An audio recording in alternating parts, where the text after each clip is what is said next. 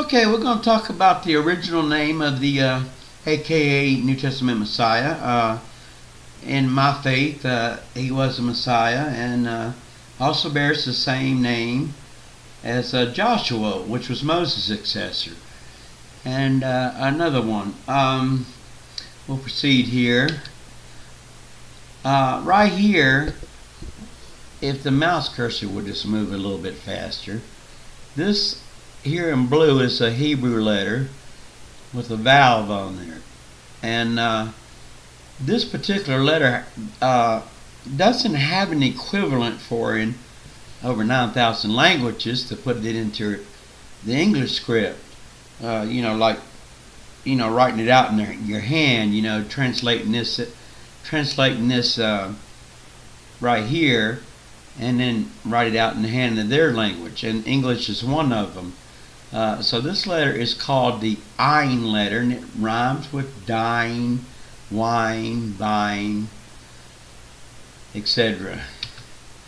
When listening to various Hebrew speakers in Israel, whether you're listening to them on a YouTube video or TV or whatever, it's noticeable they vary on how they pronounce the Y sound. So they don't. There doesn't seem to be there seems to be some flexibility on that Y letter. I guess because it's a consonant, and as long as it doesn't change context, you'll understand it. Albeit they'll spell it the same way. They can, you listen to them and it sounds like they're sounding out the Y like yeah, yeah. I've never heard them say yo, but as far as the middle syllable, they're all consistent with each other in the pronunciation of shoe, like shoe and shoe. The word shoe, that's something you're supposed to put on your feet. The catch is in the last syllable, which ends in that letter, Ayin letter, which looks like the fancy Y, which is this noted previous screen.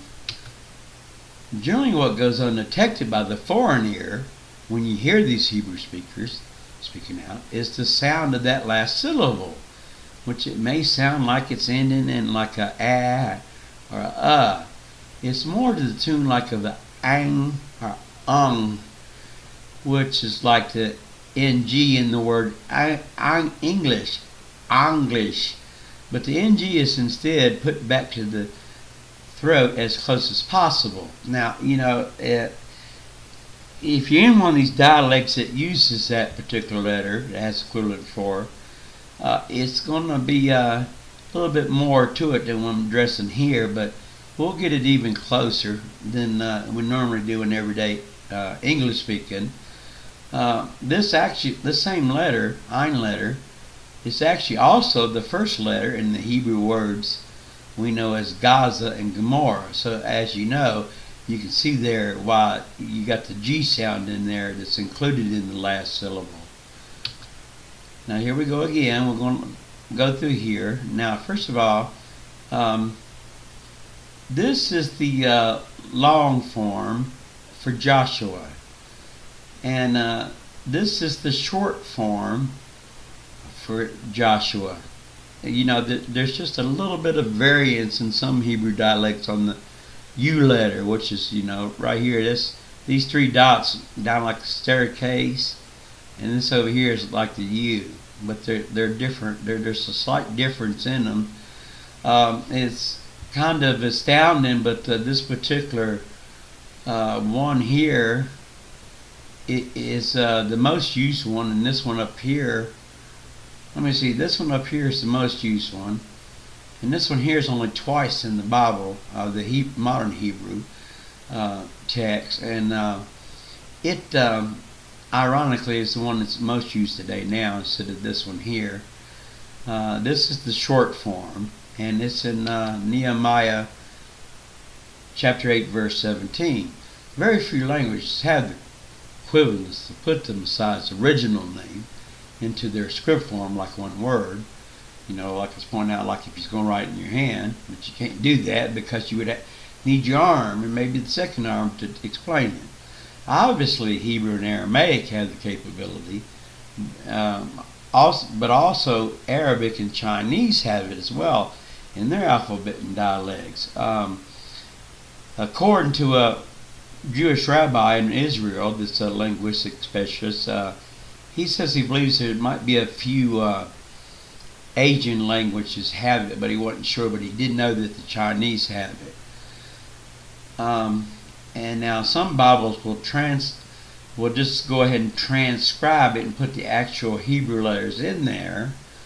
And still you're going to use translations in other countries, unless you're like, you're Hebrew, Aramaic, or Arabic or Chinese, and you can speak English and one of those languages. You'll be able to use the actual original sound, or at least in one of the dialects. And or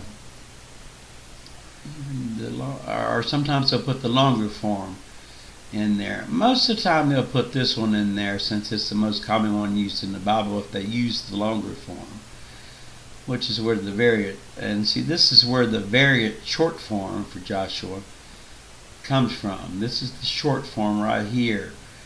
And like I said, this is in Nehemiah chapter 8 verse 17, for example. It's in other places too. And it's also what was used for the Messiah's original name.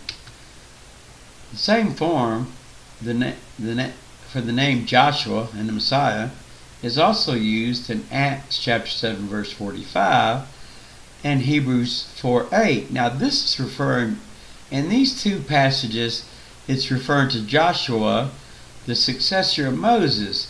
Now the King James, when it originally come out, had messed this up, and they put Jesus in there instead of Joshua. And the 1769 revision done by Dr.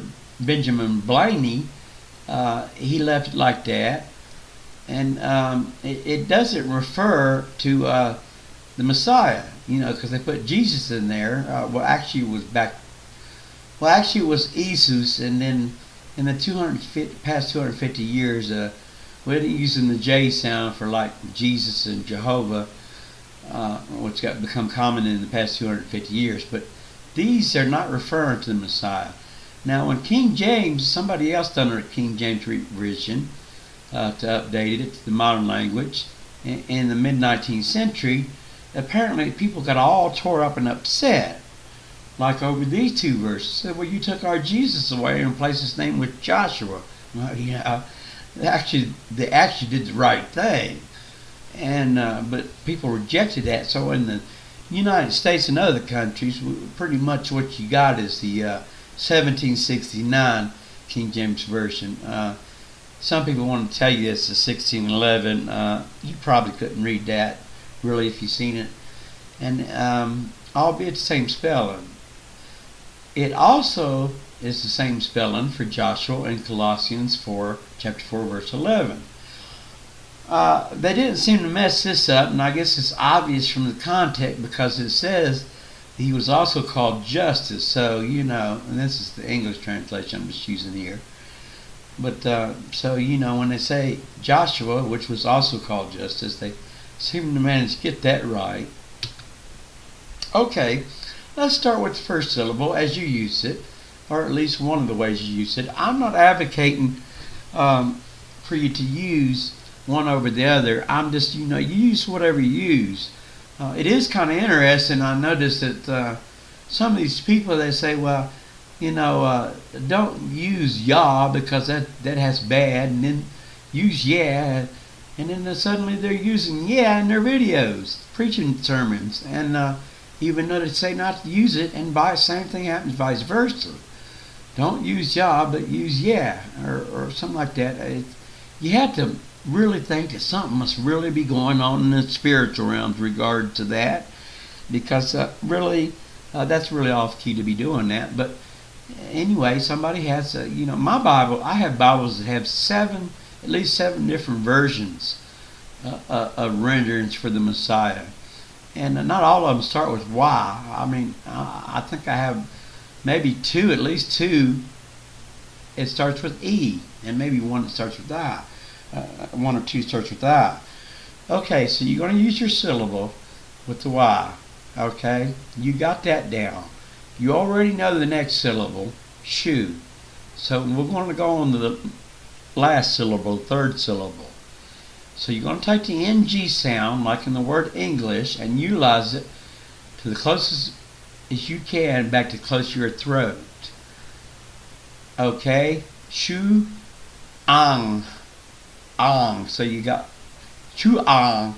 So that's why you can't. That's why sometimes you can't tell whether what the Hebrew speaker's saying.